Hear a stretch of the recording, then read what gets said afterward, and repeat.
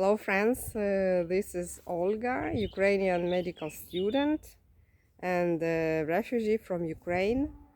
Now I'm quite busy with my education because I have to prepare to Krok 1. It is a medical exam for all Ukrainian students after first 3 years.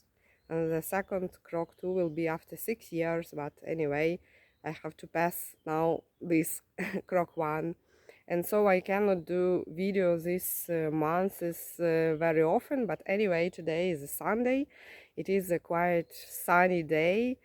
It is the Orthodox Easter also, and I want to congratulate you who are Orthodox or Catholic with the Easter. And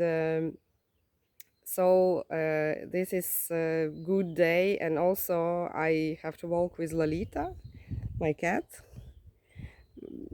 She is not the only my cat, but she demands more attention a little bit, and she wants to walk more than other cats. Also Sarah, another cat, she mostly prefer to be outside. So today is also one of the days that I could say that I maybe 1 year already live in Italy. So it's like small anniversary, and because of this I want to tell you three facts, three situations probably that impressed me in the people, in Italians, in these people, in this nation, and in their habits that are not common for Ukrainians. And actually Ukrainians, when they come to Italy, most of them say that we are very different people. So my three facts. First fact,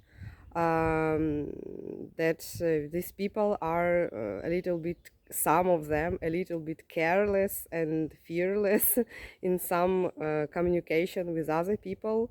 I think Ukrainians, they more carefully talk to strangers, but here people more opened, at least more such opened people. The percentage of these people is higher. For example, when we just arrived, I remember when we just arrived, it was first month. We lived in some lonely monastery in among the mountains, and there was a village and person. The woman, she came to say that she is a volunteer and she wants to show us a little bit, just the all things around her village, and to tell about this place. It was very nice, but because no one's mostly spoke English well except me, she talked to me mostly, and it was just 1 hour walk just around that hotel or monastery, because now it is hotel mostly, I think. And after that, she invited me to go with her and her family in the mountains at night. Can you imagine that for me it was so shocking that the person who sees me just first time in her life, and she invites me in the mountains, basically in the forest at night. Would you come to a stranger, any stranger in the forest at night? I wouldn't say so, because it's dangerous, and at least in Ukraine people never invite, at least the most of percentage of people will never invite someone they saw first time in forest. Okay, the mountains, they are covered by forest, so in forest at night. And the reason of this hike, she told that there will be a full moon and she wants to watch a full moon. And for me it was very, very unusual. Something bad on she and her family, or I don't know who will be with her, to something bad on their mind to do with me. I don't know, to kill, to maybe they want to do some rituals, you know, the customs of some religion, or I don't know. I had a lot of thoughts, but I was scared of it. And because we in Ukraine we never doing like this with people we don't know, as I told you. And also I asked other Ukrainians, and they said that she also invited them, some of them who was more like in good physique, in better physique, and she invited them also. And I after that I was a little bit calm down. I because I thought that maybe she did not invite just me but others, so she is not that bad, and it's nothing happens. And also I sorry, it's Lolita. She is jumping. And also I was happy because this woman she invited, they were quite big, tall, and I thought that if I will be with them, I will be more protected, because these Italians who invited me, they were small. And I thought that there will be some, you know, some, if will be some fight, or I don't know, some situation, this Ukrainian woman, at least two of them, they big and they will protect me. But to my bad luck, I would say, the women, they didn't go with me, uh, because one of them fell on the road, fall on the road. She was with her dog, and she carried the dog, and she stepped some badly, you know, by foot, and fell on the knee. And rather, she also had something with shoes, new shoes, and also damaged the skin on the leg. So they said that they will not come. And can you guess? I go by myself alone to that Italians I never saw. I thought that what means of protection I should take with me in case of something happens. But nothing happened bad, and we just had almost the same walk as we had at daytime. Yes, it was in mountains.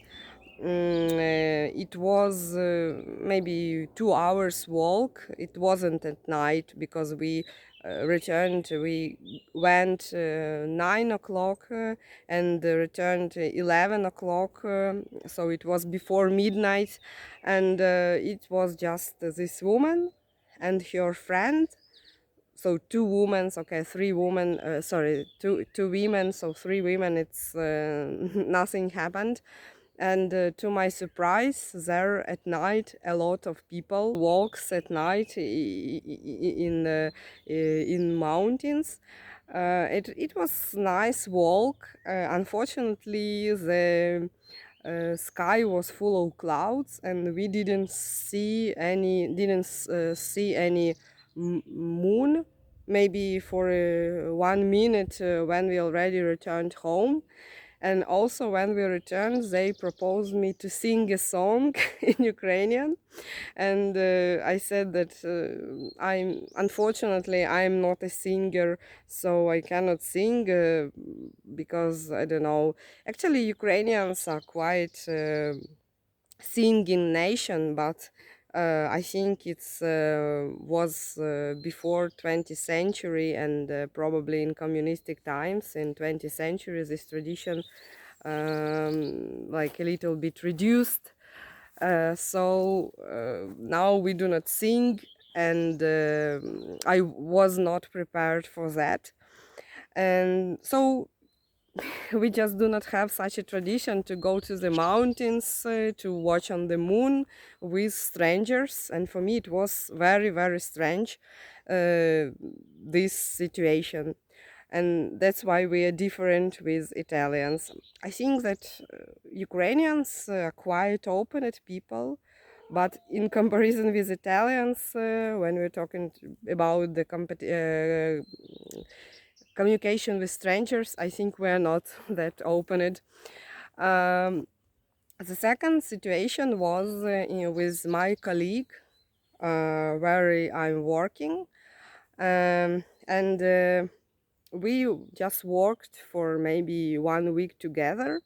First time I worked with all, um, a little bit with all, but then we worked with one colleague more together 1 week. And actually, it was nice, and I think we had some, understanding, and it was good communication. And after 1 week, another colleague asked me how I'm working with with her, how I'm feeling. Is it good? Is it great? Um, and I said that yes. He asked if I love her, this colleague, and it was so strange question for me, because how I could love the colleague. We just communicated one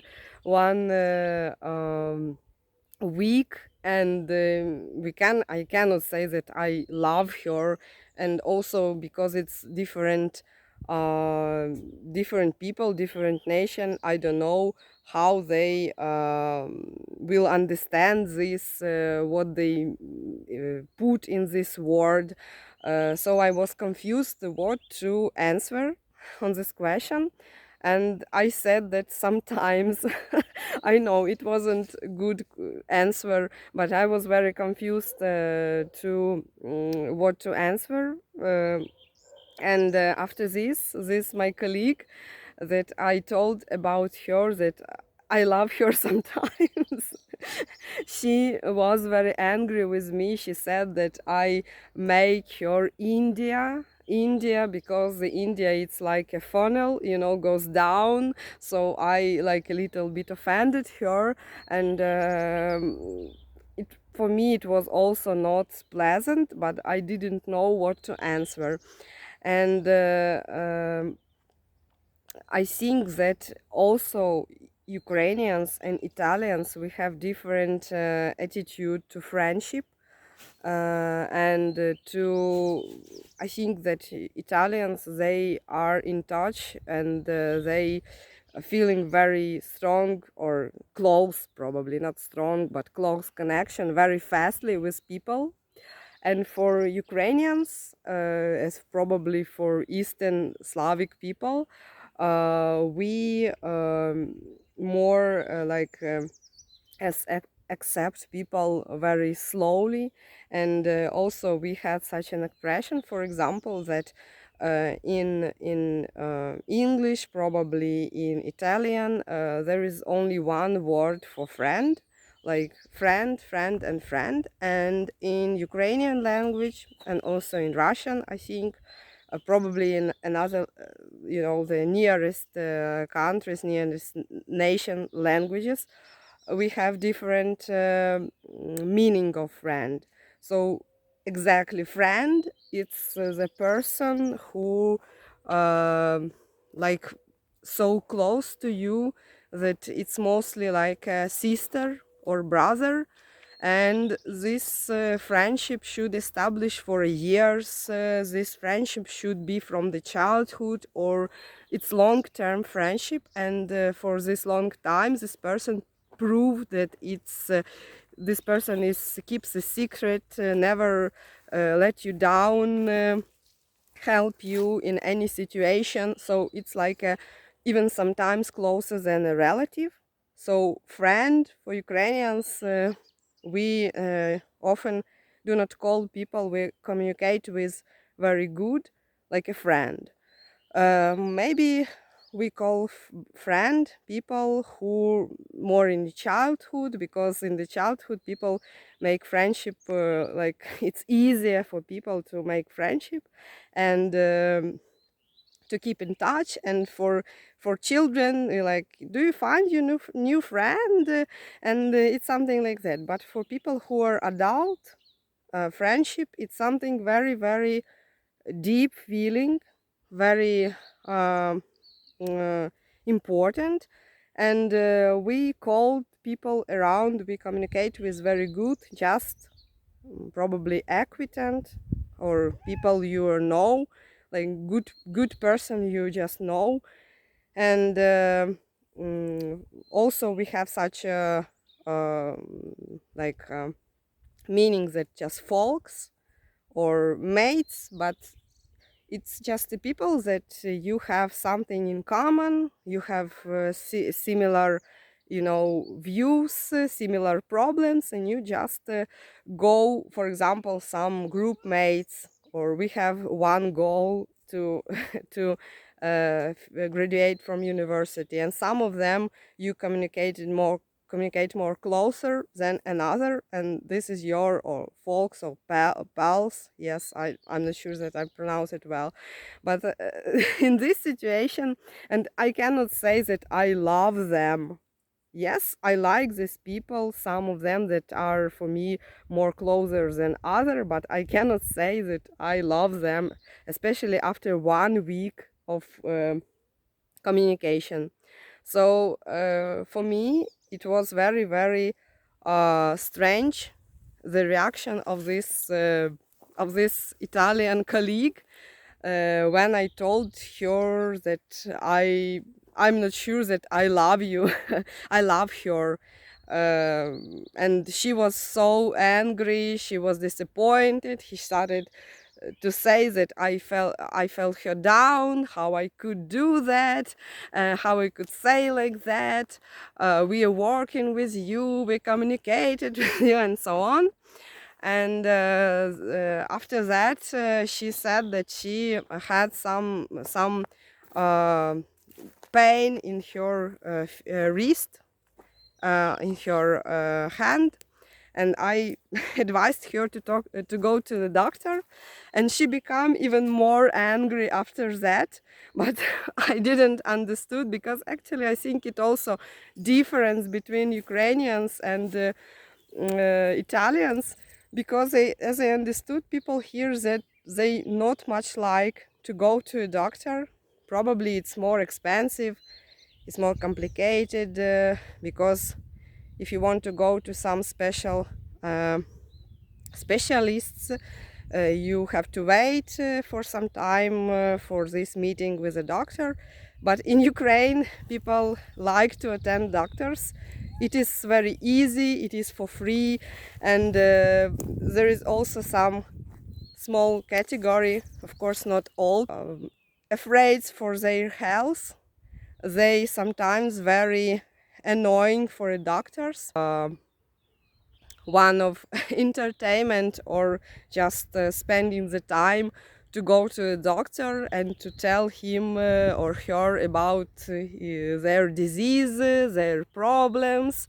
And even if it is young person and it cares about own health, for us it's not a problem to go to a doctor. It's nothing bad, it's nothing that could be advice to go to a doctor. It's not that you can be offended of.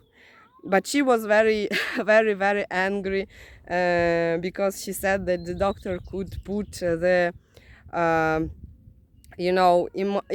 how to say, the something on her hand to be immobilized, and so she was very angry, and I didn't understand this. Third thing that I am, I would say, impressed and very, I think it's for all Ukrainians, because I read in internet the opinion of Ukrainians about Italians, and not just me noticed this thing. So it's impressive for Ukrainians, and I already mentioned about it. It is that fact that they are singing a lot. They how to say, I'm not sure if I'm pronounced it correctly in English, whistling or something, like they singing the songs just on the street. They doing like this,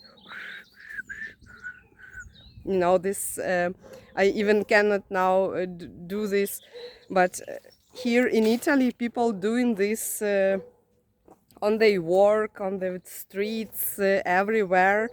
And in Ukraine you never cannot hear such a thing. I never heard it. Probably in some old movies, in some maybe, you know, black and white movies a long time ago, you can hear that people doing like this, you know, they singing this song by whistling. And Ukrainians, I think in Ukraine it's even elder generations, they have even bad attitude to this. When someone start to do this, people around, especially elder people, they said that stop whistling because you will not have money. I don't know why we have this expression, but we have it. And so no one doing this. I think it could be only in situation when you, for example, at home, you completely relax, you're cooking something, and you can do it. Or, for example, when you somewhere on the nature, and you completely relax with your friends, and you can do it. But on the street, just on your job, it's completely impossible. I cannot imagine that people would whistling on while they working. But in Italy, some of my colleagues, they, when they shut their mouth, when they do not talk, they start to whistling. They start to, and sometimes it's even distracts other colleagues, because, for example, I learned some lesson, and there was some guy, he repaired the fridge, and or I don't know, some coffee machine, something like this, and he whistling so loudly and on the high, you know, tones, that it distracts me. I cannot learn. So that's why probably in Ukraine people don't like to distract others. And another thing probably connected with this, that differs Ukrainians from Italians, that in Italy people, they like bureaucracy, they concentrated on their work when they working, but when they start to eat, they always very loud, they speak very loudly, they say hello very loudly, they say goodbye very loudly, and they eating, and when they eating, they very, very loud. They almost scream, as for me. Not all people, of course. I cannot say that all like that, because people are different everywhere. But the percentage of such a loud people is high, okay? And in Ukraine, I don't know, probably in Italy it's normal. When you're eating, you can be relaxed, you can go, let your emotions go out, and you know, just feeling pleasure because of the company and such things. But in Ukraine, we, for example, sorry, I have to stay more comfortable. But in Ukraine, we have such an expression from probably from our childhood, but anyway, a lot of children in Ukraine learned and remember such an expression that could be translated: when I'm eating, I am speechless and tough. So when I'm eating, I do not hear anything, I do not speak anything. And for example, when you're, I think it's for children, because when children they eating and they loud, they speak something, they some parts of food could get into the respiratory system, and after that the children or person could even die or could be delivered to hospital, and to do some tracheotomy, to cut the trachea to get the excess of the air. And most often such things happens when person eats and speaks.